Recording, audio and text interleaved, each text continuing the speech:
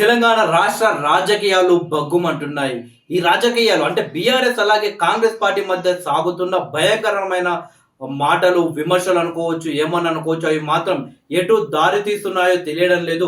కొండా సురేఖ గారికి సంబంధించిన రఘునందన్ రావుకి సంబంధించిన అంటే ఇద్దరు ఒక సోదర భావంతో, ఒక సోదరిమణి భావంతో రఘునందన్ రావు గారు ఒక చేనేత కార్మికులకు సంబంధించిన ఒక నూలు పోగుల దండ మన కొండా సురేఖ గారికి వేయడం జరిగింది.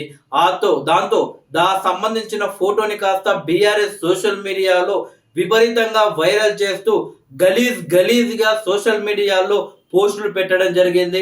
ఆ పోస్టులు చూసుకున్న కొండా సురేఖ గారు ఏడవడం జరిగింది.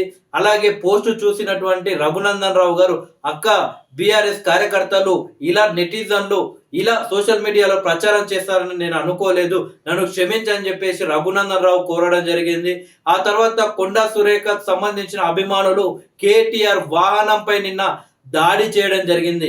ఈ రకంగా కొండా సురేఖ అలాగే కేటీఆర్ బీఆర్ఎస్ కార్యకర్తలు నాయకుల మధ్య బిగ్ ఫైట్ అయితే నడుస్తుంది.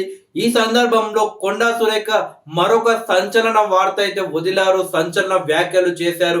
అవి కేవలం రాజకీయ విమర్శలు కాదు, వ్యక్తిగత విమర్శలు చేయడం జరిగింది. అందులో నిజం ఉందా అబద్ధం ఉందా అనేది తెలియాల్సిన అవసరం ఉంది. సో ఎందుకంటే వ్యక్తిగత విమర్శలు అంటే రాజకీయాల్లో లేని వ్యక్తులను తీసుకువచ్చి విమర్శలు చేయడం వల్ల అది తప్పైనప్పుడు వాళ్ళకు మచ్చపడే అవకాశం ఉంది. ఒకవేళ నిజమైతే వీళ్ళ దగ్గర ఏమైనా ఆధారాలు ఉంటే బయట పెట్టాల్సిన అవసరం ఉంది. కొండా సురేఖ చేసినటువంటి కామెంట్లు ఏంటంటే, కన్వెన్షన్ హాల్ని కూల్చివేయొద్దు అంటే సమంతను నా దగ్గరకు పంపాలి అని కేటీఆర్ గారు అన్నారు. సో నాగార్జున కానీ నాగ చైతన్య లాంటి వాళ్ళు సమంతని ఫోర్స్ చేయడం జరిగింది. కానీ సమంత మాత్రం ఎట్టి పరిస్థితుల్లో ఒప్పుకోలేదు, వెళ్ళనని చెప్పడంతో ఇక నాగార్జున నాగ చైతన్య విడాకులు తీసుకోవడానికి ముందుకు వచ్చారు. సో సమంత విడాకులు తీసుకోవడం జరిగింది ఇద్దరు కూడా అని చెప్పేసి కొండా సురేఖ చెప్పడం జరిగింది.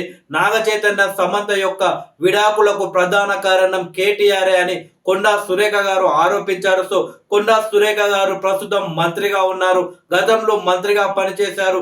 ఎలాంటి ఆధారాలు లేకుండా ఇలాంటి వ్యాఖ్యలు కొండా సురేఖ చేస్తారా అంటే చెప్పలేం.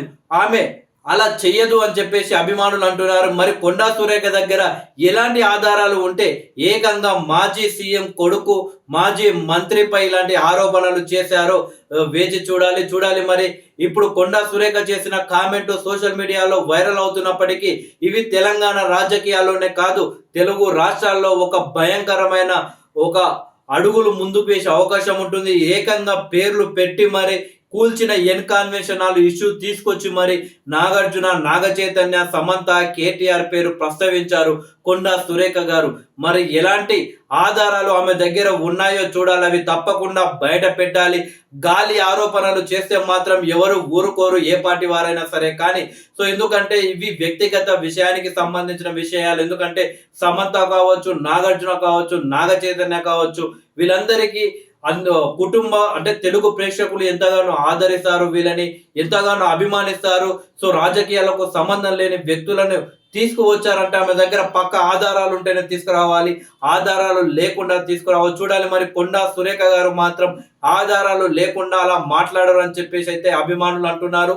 ఇకపోతే ఫోన్ ట్యాపింగ్ సంబంధించిన వ్యవహారంలో వచ్చినప్పుడు ఆ చర్చ గతంలో జరిగినప్పుడు అంటే తెలంగాణ గవర్నమెంట్ ఫామ్ అయిన తర్వాత అప్పుడు కూడా వార్తలు వచ్చాయి, నాగ చైతన్య అలాగే సమంత విడిపోవడానికి కేటీఆర్ అని. చూడాలి మరి బీఆర్ఎస్ ఎలా స్పందిస్తుందో, కేటీఆర్ ఎలా స్పందిస్తుందో వేచి చూద్దాం.